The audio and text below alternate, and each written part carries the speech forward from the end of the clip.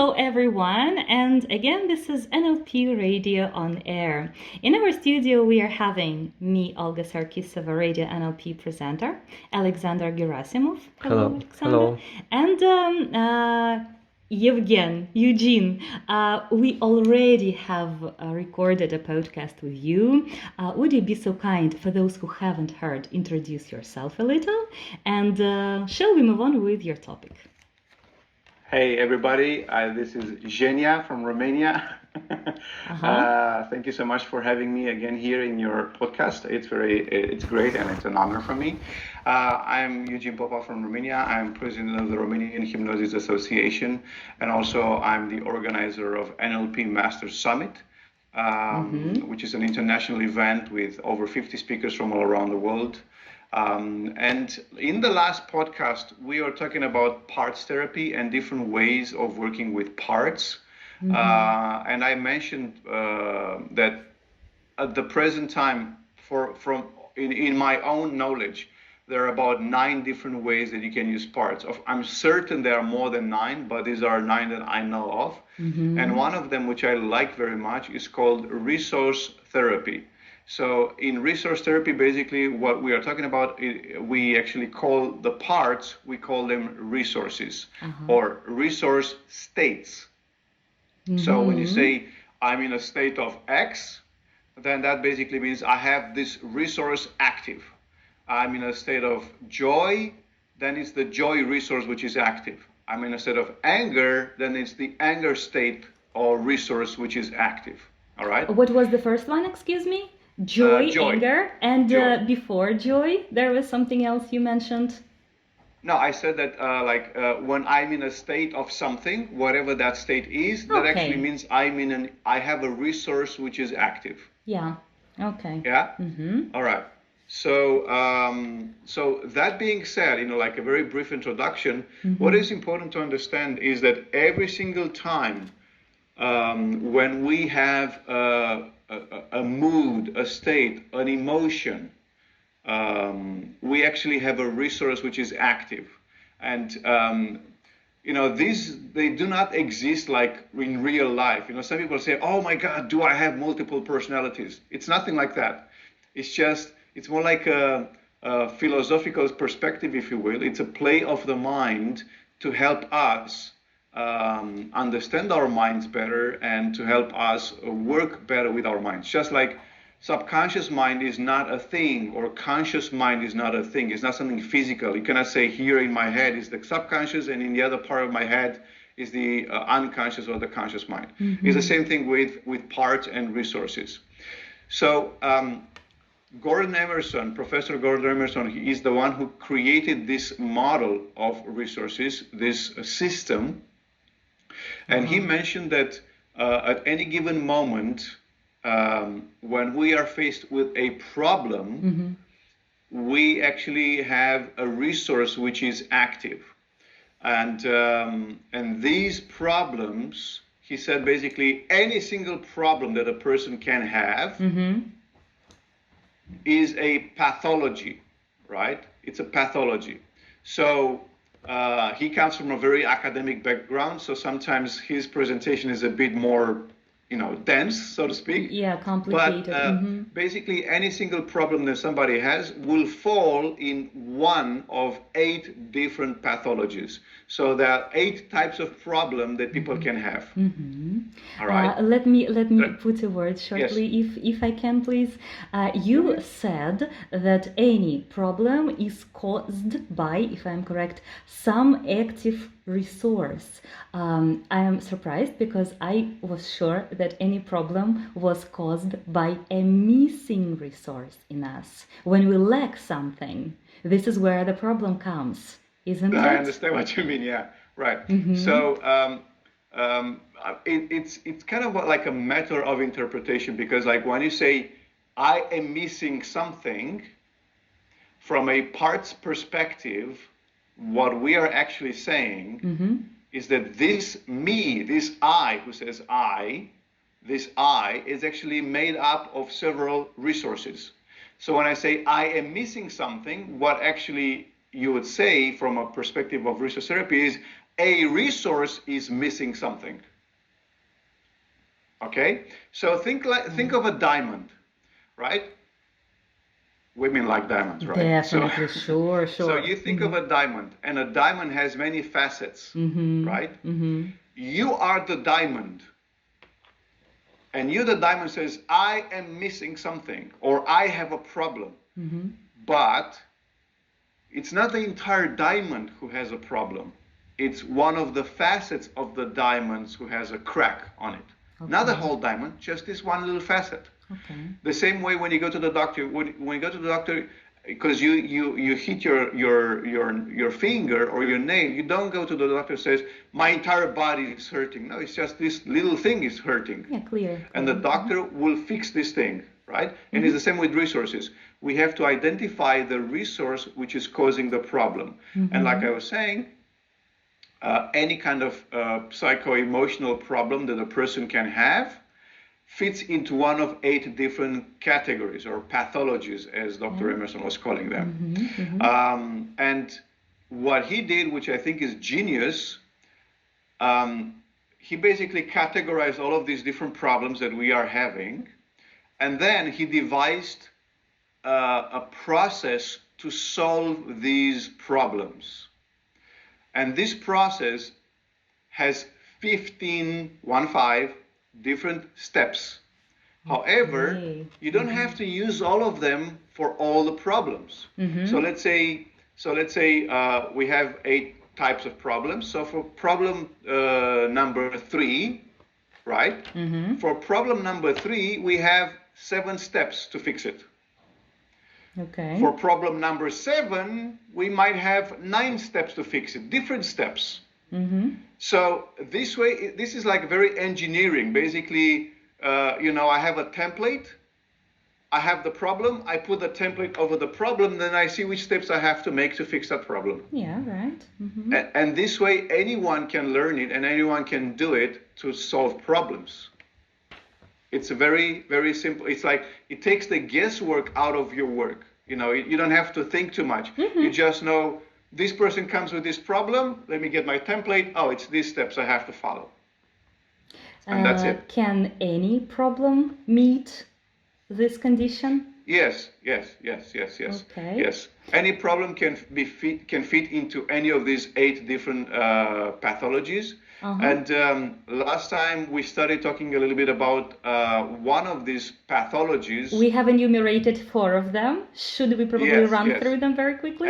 And the other 4, they actually are part of a larger category. So this larger category is called Vedic. And Vedic, basically a resource which is Vedic, is like a resource that has emotions which interferes with a client's life. Right. So, 1 second, please. I'm sorry. Just to make a pause, we'll cut it later.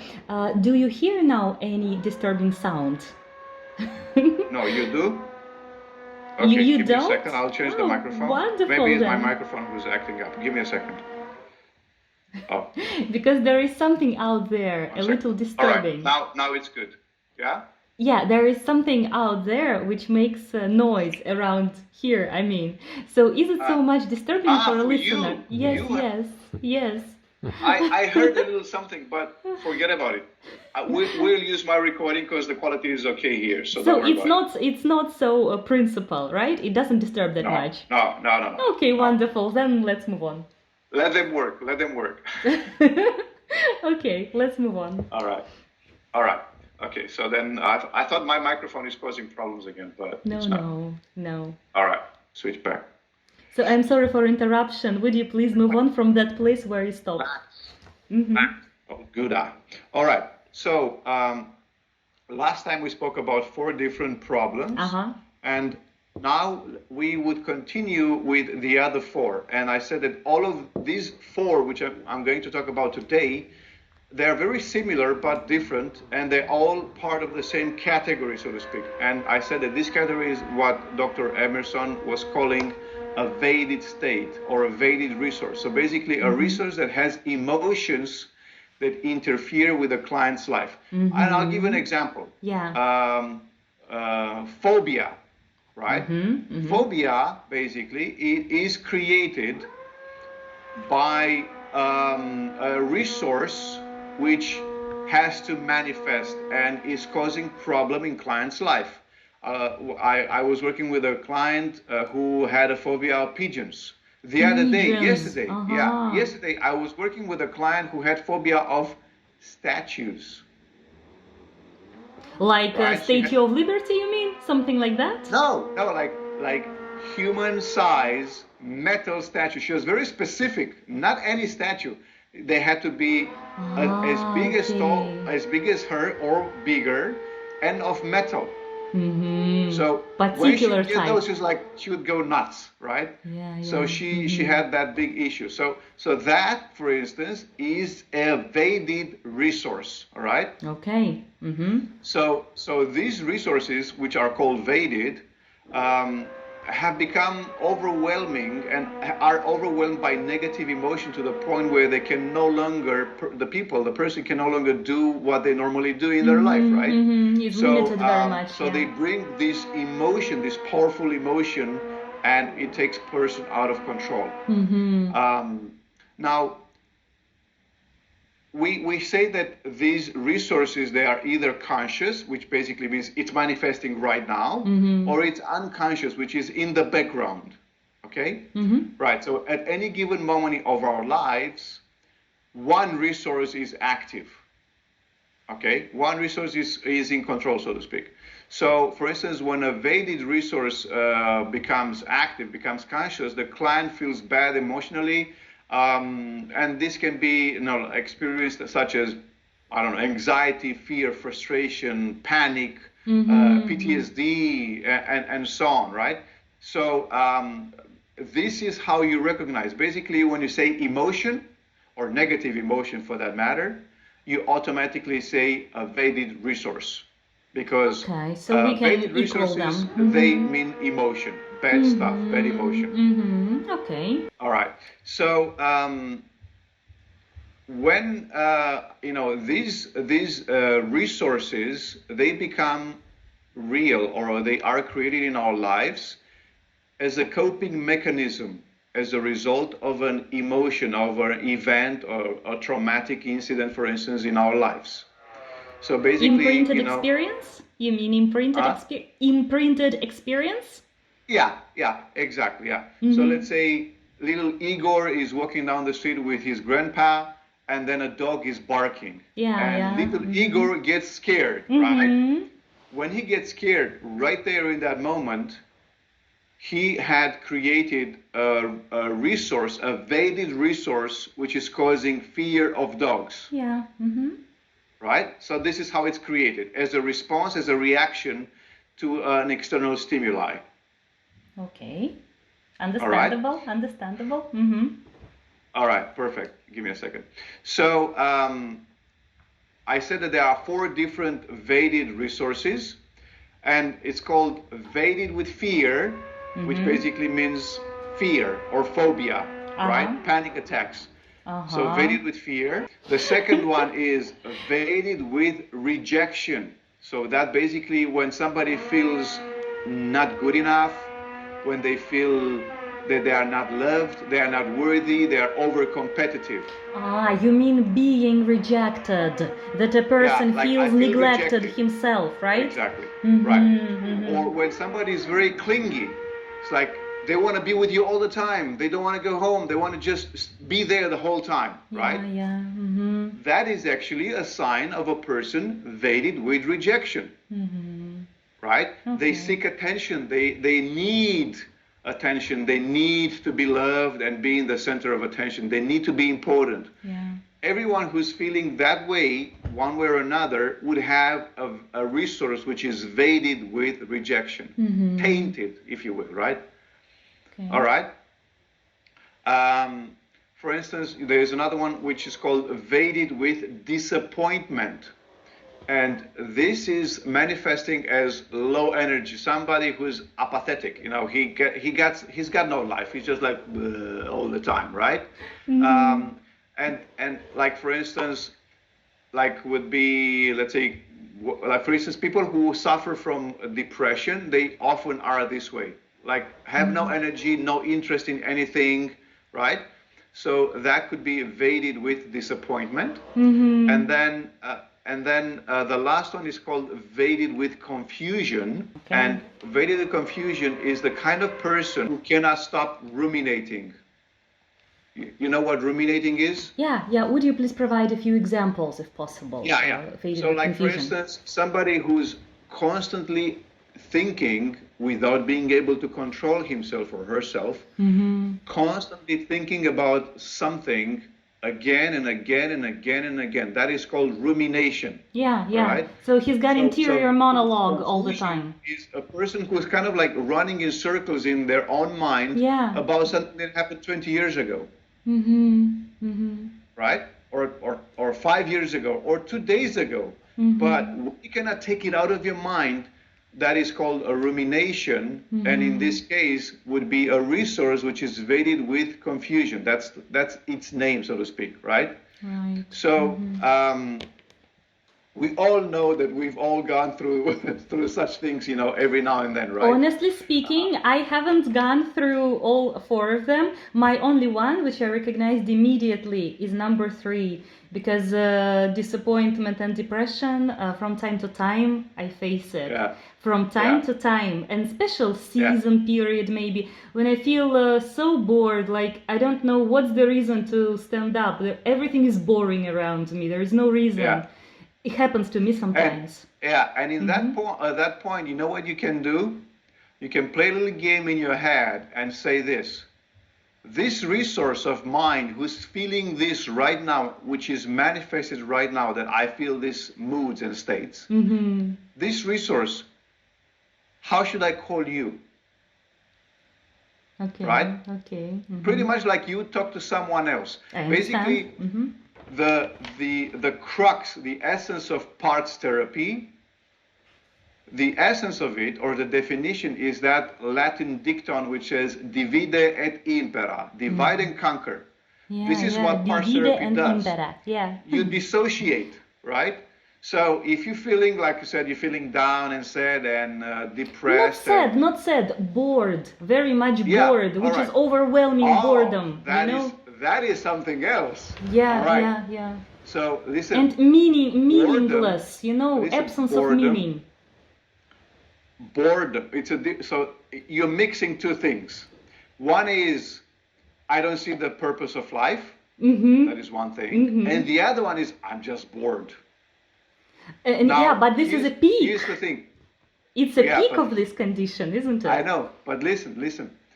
Boredom is the flip side of anxiety. Okay. Boredom and anxiety is the same thing. The 2 faces of one coin. It's very hard to believe it, but I trust you definitely. Listen. I'll explain. Anxiety is the yang, the masculine action. It's like, I'm anxious, I have to do something, I'm going outside, I'm agitated. Okay? That is anxiety. Boredom is the passive-aggressive version of anxiety. Okay. I need to sleep on it to realize it. Sleep on it. Boredom is a passive-aggressive, passive anxiety. That is what boredom is. Because what do you do when you're bored? It's like, I feel I should do something. I'm just bored. I'm not happy with what is happening right now. And that actually makes me anxious, but I don't have enough energy to get annoyed or get angry. I'm just bored. I see. So you greatly divided now those details. Okay, because honestly speaking, such states as confusion, fear, or feeling neglected are not familiar to me absolutely. I've never encountered that. However, disappointment and boredom could be a point. Yes, could be a point.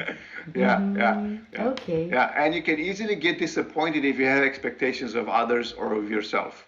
Yeah, on theory, I know that people are not here to meet our expectations, but it's only on theory, on the surface part. However, inside, It's not always easy. Yeah, and so for instance, we are saying that resources can be conscious or unconscious. Okay, so let me explain a little bit more about this. So when a resource is conscious, like for instance, the one which is weighted with fear, okay, then these would be different states, emotions that we have, moods, such as phobias, PTSD, fear, panic, and so on, okay? These are emotional or psychological steps, psychological states, I'm sorry. Yeah, states. When they are conscious. When they are unconscious, when they are hidden behind actions that we do. All right? Okay. So what are these different actions? Addiction,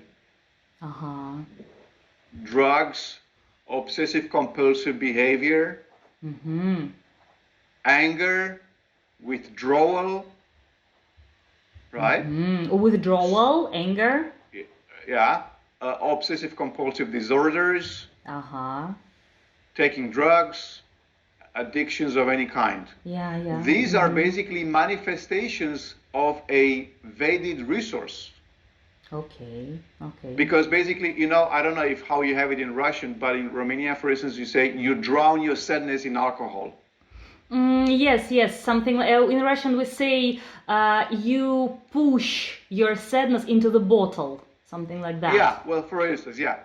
So that is a behavior of a Vedic state, of a Vedic resource. It's very sad, because I think it's extremely hard to overcome such things. It's extremely hard. Sometimes it seems that it's stronger than a person himself, and no matter how his surrounding tries to pull him out of there, giving logical explanations, whatever, motivational movies, it never helps. It's too strong a thing, actually. Exactly. Well, with resource therapy, you're not doing that. You don't give logical responses. With resource therapy, in order to achieve any results using resource therapy, what you need to do, always, step number 1, is to identify the resource. Step 2 is to access the resource.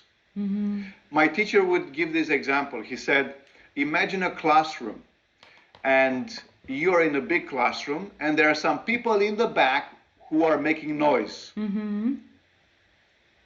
And instead of talking to them, you're talking to the people in the front row. This is what happens usually when you go to psychotherapy. The real problem is behind, but you're talking to the person consciously. So in order to get a good atmosphere in the room, you don't have to talk to the guy in front row. You have to go to talk to the guy in the back row.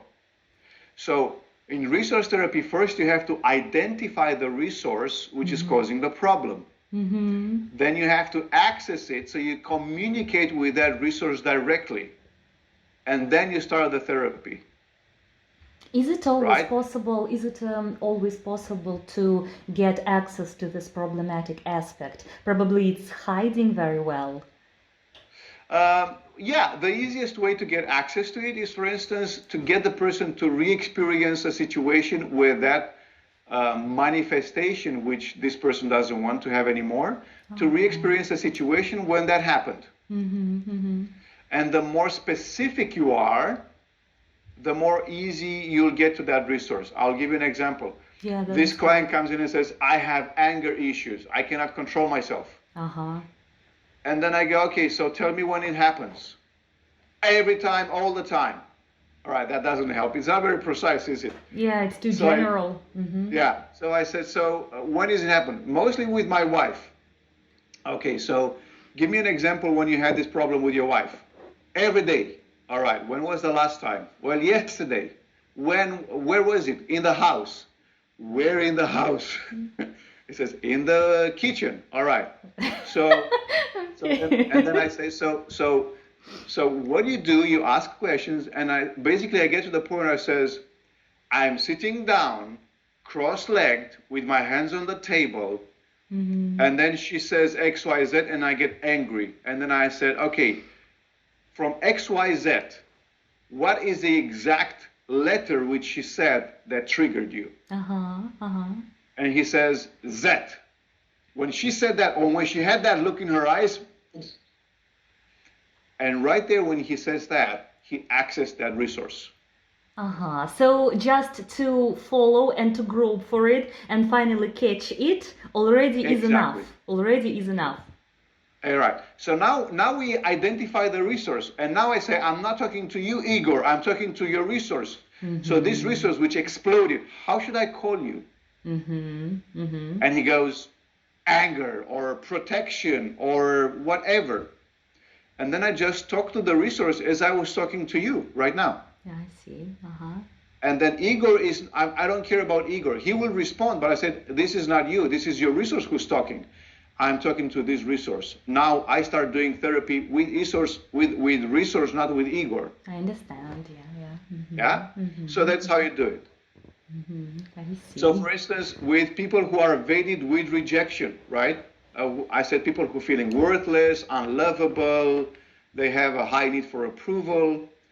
This is when this is conscious, but when this resource is not conscious, it's in the underlying level, it will manifest as behaviors such as eating disorders, problems in relationships at work or at home. He's not getting into a relationship, he's avoiding them.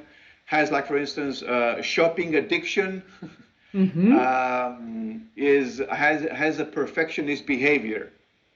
Everything has to be perfect. What is the flip side of not being perfect? What do you mean? If I'm not perfect, people will reject me. I see. Yeah, it's yeah. I have to be perfect for people to approve of me, to like me, to think I'm worthy. I can only be worthy if I'm perfect. If I'm not, then I'm not going to be worthy. Yes. This is a devastating program. A lot of people have it, right? Yeah. For instance, Vedi with disappointment, which you were mentioning earlier. If it's conscious, is depression and despair. If it's unconscious, is withdrawal, and, like, for instance, taking medication, painkillers. This syndrome of always being ill. I need to take medications, or even if I don't have anything. Every time there's something, I have to medicate myself. That will be Vedi with disappointment. I see. Well, Evgen, I think probably for this topic, this could be more or less enough. How do you think? Because I believe we have explored. We can conclude with a relating about the summit, if you will. But you know what? We will now make a little pause. This information about the summit, which we had already recorded previously, we can simply copy paste into each podcast. So. Perfect. It's okay. Excellent. We already added the link everywhere, on YouTube, on Facebook, everywhere. So, okay. So, thank you. Great. Let it be it for resource states. You explained very, very clearly. Very clearly. Let me ask you, apart from the podcast, you are not a pedagogue, are you? Or are you somehow a teacher? Yeah. Are you somehow a pedagogue? No, I just teach classes. That's all I do. I'm not like a pedagogue, like been to universities to be a trainer or a teacher. Yeah, so you do not have a background of teaching. No, why? Just interesting, because you explain very clearly, step by step. So I'm just wondering. Well, I'm happy to hear that it's clear. That's very important. I always like to make it so easy that even a child can understand it. Then I know I'm doing a good job. Yeah. Thank you very much. I had a lot of food for thought from this podcast. Awesome. Yeah, and you can ask me, after we are done here, if you want, we can keep in touch, and you can, come back to me and ask me some stuff, and I'll be happy to respond. Well, thank you very much. A lot of information, very intense. The density is very high. We need to digest that, put into steps. Thank you so much, Evgeny. Thank you. Thank you for everything. It's been a pleasure, as always. Okay, so we will definitely invite you sometime again. Thank Absolutely. you. Thank you. Bye. Thank you. Bye.